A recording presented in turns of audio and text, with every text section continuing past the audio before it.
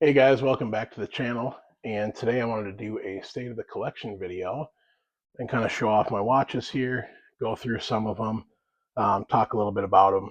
I have some other videos that I'm working on different builds that I've done and some other different watch stuff. And so stay tuned. I'm going to have a bunch of videos coming out about watches. And then I'm also going to do part 2 of this video, which is going to be my G-Shocks. Oh man, that's dusty. My G-Shocks and all my digital watches and some quartz watches and things like that. So stay tuned for that video. That's going to be part 2, State of the Collection. So let's get started with what I'm wearing today, which is my newest watch. And this one is a mod that I built. So that is a turtle and turtle case, turtle dial, and an NH36 movement with a black day date wheel and a kanji day wheel. Give that a wipe. I've been wearing this one today. So I just built this the other day. I've got a video I'm going to do on this one, and this is the turtle that almost wasn't. This thing had just put me through the ringer. So many, everything that could go wrong did go wrong, and so including this bezel, super soft. But I do love the watch. It looks great, and so. But I have a build video coming on that one. The next one we'll cover here is, this is my kind of Seiko Explorer build that I did. And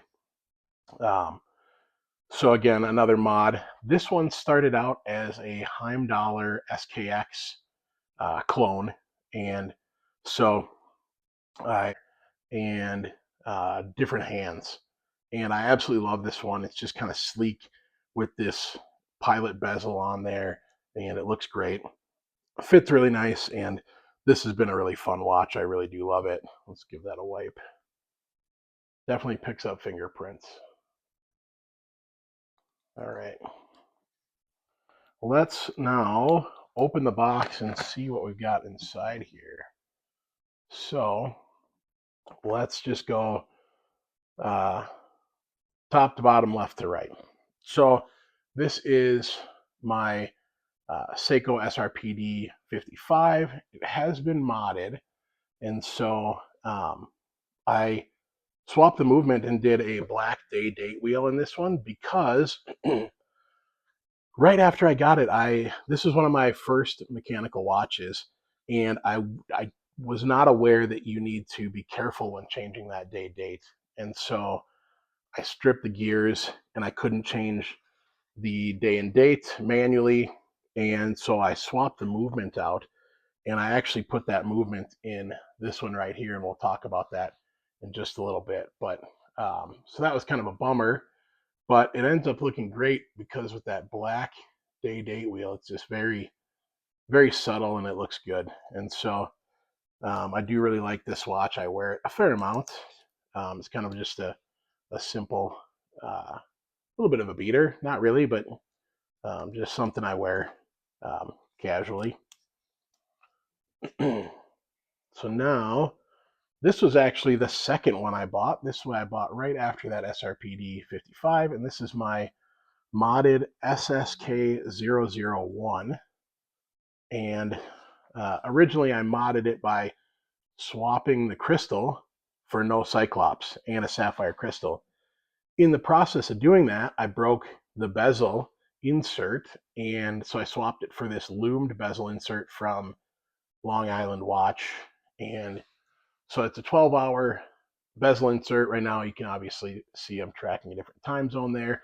So for tracking a time zone with that 12-hour bezel rather than the 24, you obviously just use the hour hand. And then I am tracking a third time zone with the GMT hand there, and that one's actually set to Maui time. And so for that, you use the 24-hour numbers on the chapter ring there. And I absolutely love this watch.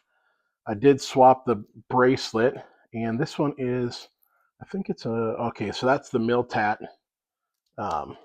bracelet, and it just gives it a beefy look, and I really love that watch.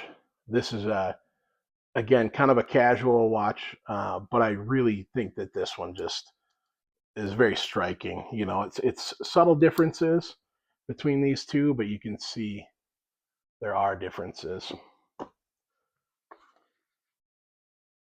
And so anybody that's asking, the GMT hand right now, I'm tracking Maui time because that's kind of like my little mental vacation throughout the day.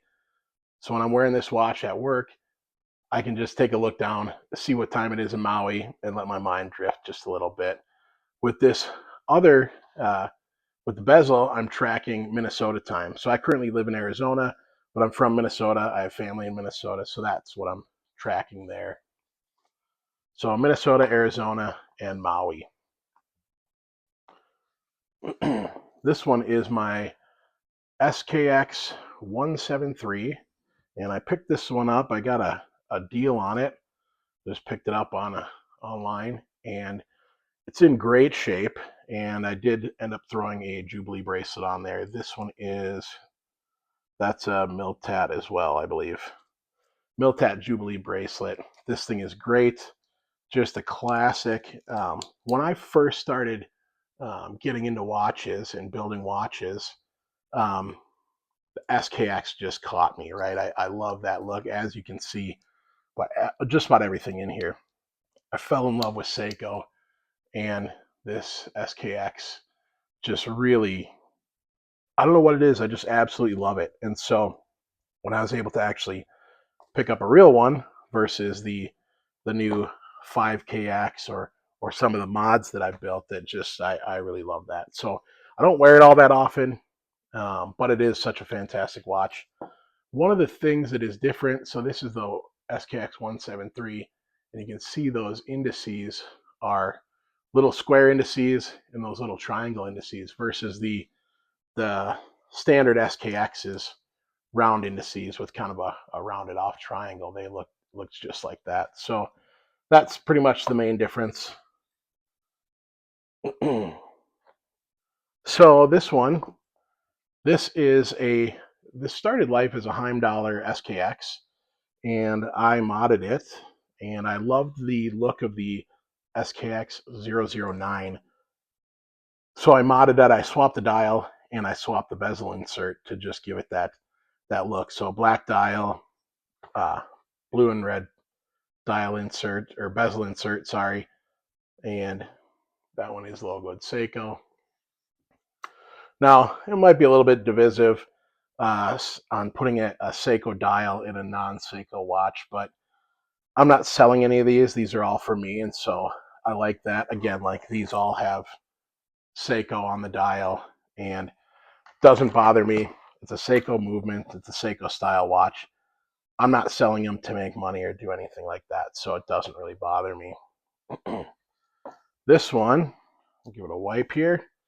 So again, kind of an SKX style build. This one I built to be a little bit more of a dressier. It's got almost a tuxedo look, right? And so it's got the all black bezel insert, and the dial is, when I built this, it's kind of tough. It's got this wave pattern in there, and the hands are really dark. The second hand is like impossible to see. If you're standing outside in direct sunlight, it's fine, but the crystal also gives a lot of glare on this. These ones, this case and this crystal doesn't have any anti-reflective. So they're right up to the lens there. There's the lens. It's a beautiful watch. I love it, but it's not all that legible.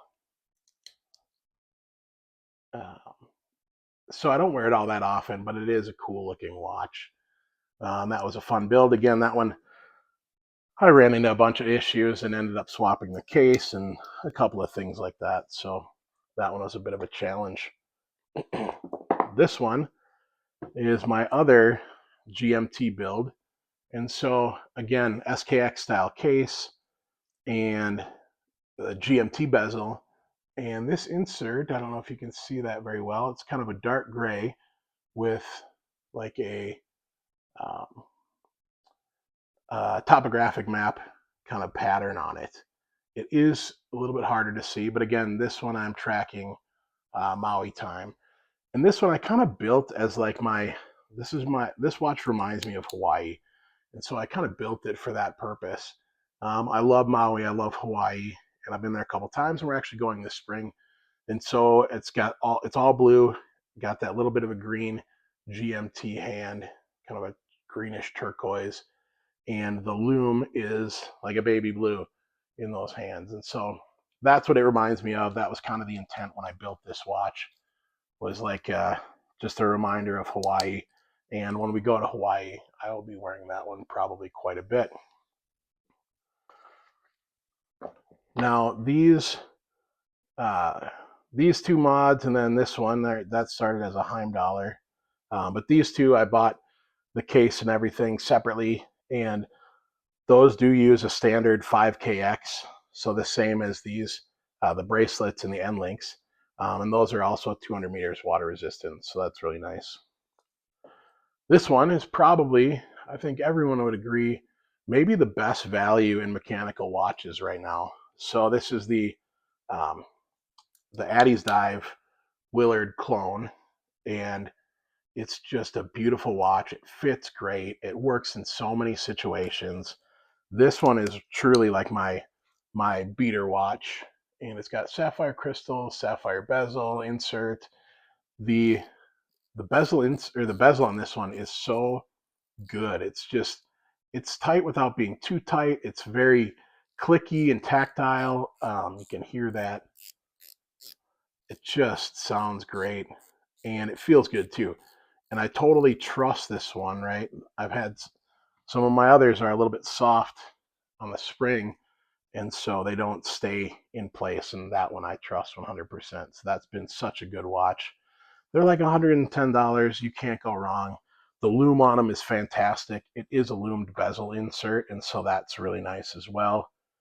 Let's show that off. I do have my little black light here. Oh, the light's too bright in here. Yeah, I'll turn that light off here in a little bit, and we'll show some Loom. Now this one, again, a turtle build. This one I've got on a rubber strap. The strap is really nice. It's kind of a longer dive watch strap, but fits great, super comfortable. If I can get it on here. There we go. The metal keeper doesn't hold all that great, and I often find that it slides up and that strap's flapping, but that's okay. So this one I built. This is the same case as that first turtle I showed you, so these two are exactly the same case and everything. What's strange is that this one's got a really soft bezel, and I knock it and it spins all the time. This one, you can hear that bezel is way different, much clickier, and this one's been very good. This has the movement, the original movement, out of this SRPD 55. So I kind of did this one as like a Patty turtle homage. It's got the sunburst dial. It does have the SKX style markers, but that's all right. I think it looks great this way. The downside is that day and date wheel I can't manually set, so I have to spin the hands, and they don't line up with each other. Like right now, it is Monday the 15th, but I can't change that day.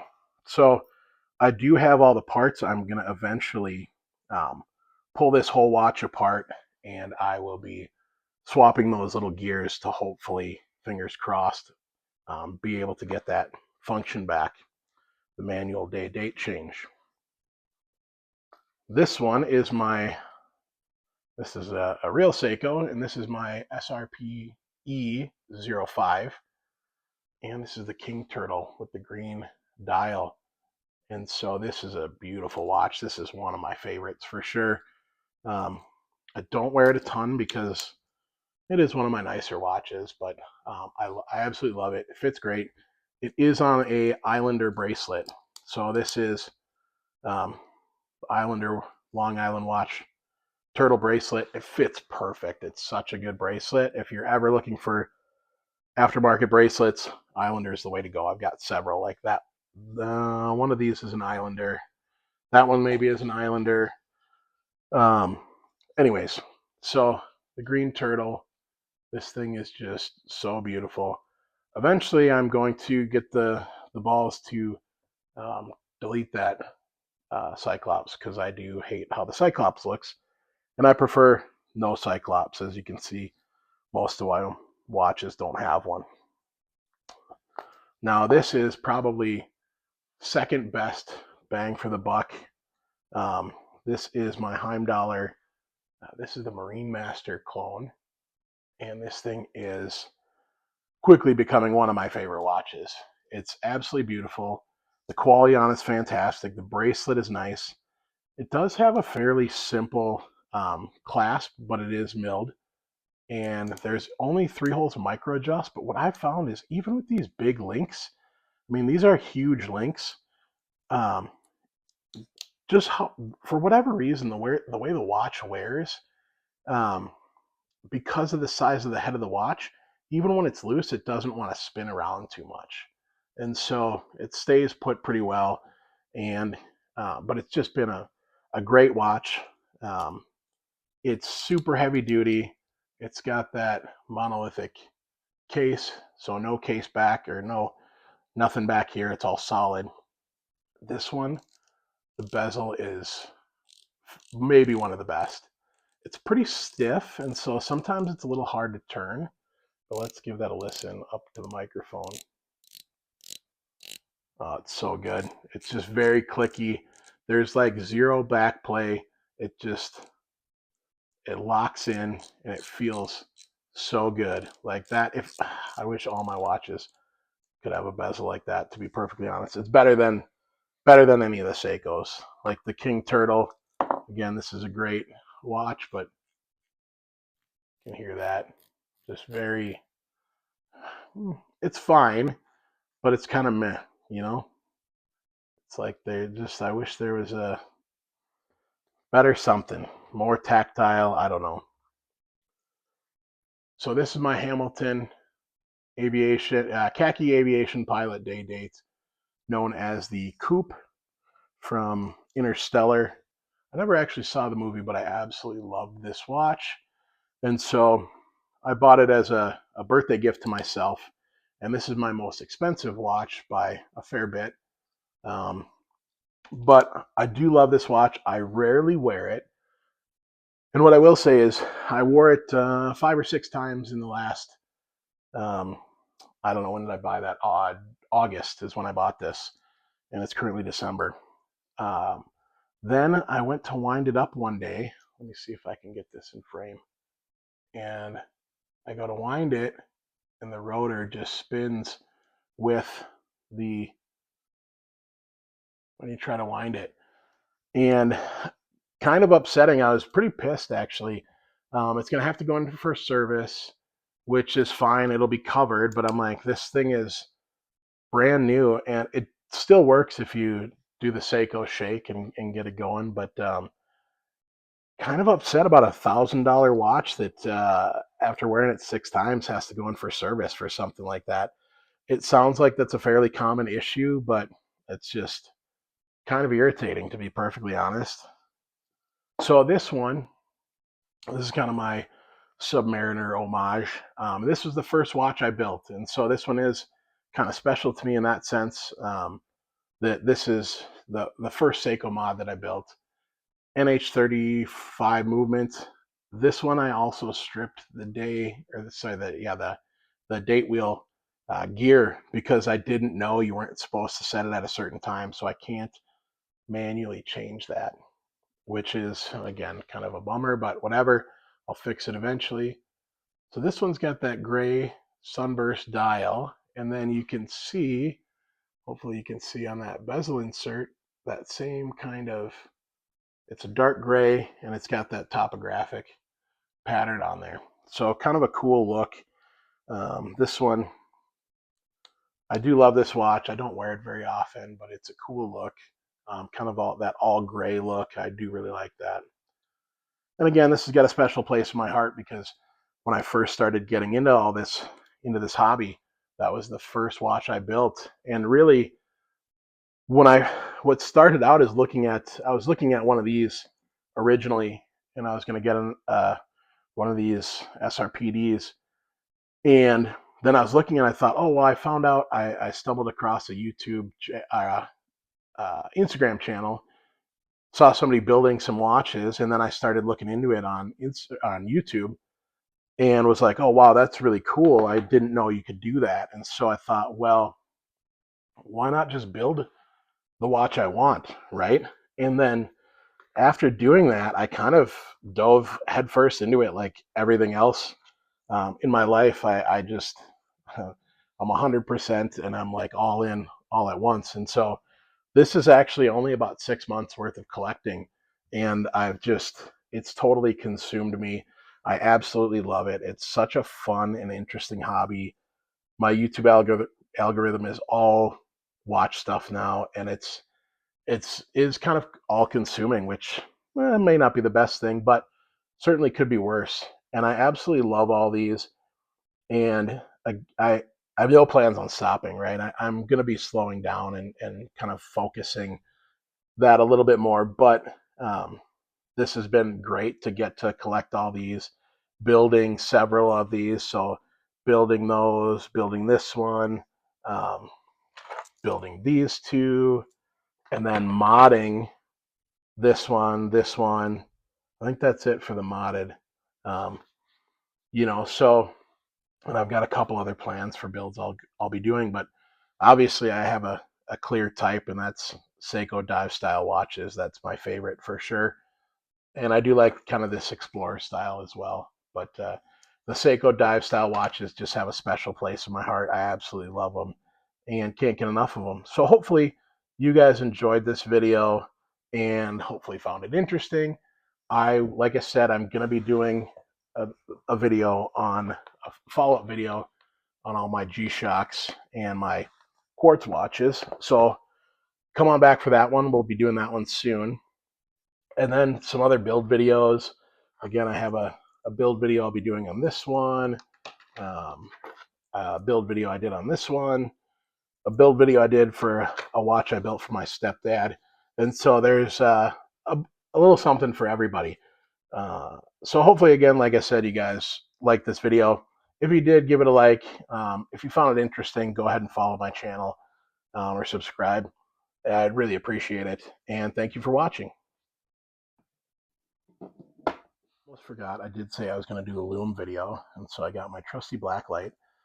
This is a big one, and I bought it when I moved out here to Arizona to find scorpions, but it is great for charging Loom on all these watches, and such a fun thing to do. Let's get these ones going too. So there you can see some of the Loom. Now let's charge it up again. They're not all created equal, right? This the factory Seiko, this one, and these two for sure have the best Loom. This one, I will say, is pretty good. It's really hard to see. That one's got good Loom. This one's like okay. This one is okay. That's actually, those are, whose hands are those? Those are hands off of a Heimdallr, I believe. Actually, I think they came off of this one. Oh no, that was a steel dive. So yeah, those are steel dive hands. So not the greatest Loom in the world. I mean, it's hard to beat factory Seiko Loom. This watch is a little bit older, but you can see it still looks great. There you can see that Long Island watch, loomed bezel insert. Yeah, that looks good. So there's all the Loom. This black dial has no Loom. The hands are almost non-existent as well. It might as well not have anything. This blue one does pretty good. It's okay. Nothing crazy. The hands for sure have more Loom than the dial does. Let's see, the Marine Master actually has really good Loom too. That one I'm very pleased with. It is definitely nice and green. More green than the Seiko, I believe. Yeah. You can see that, but Nothing beats Seiko OEM loom.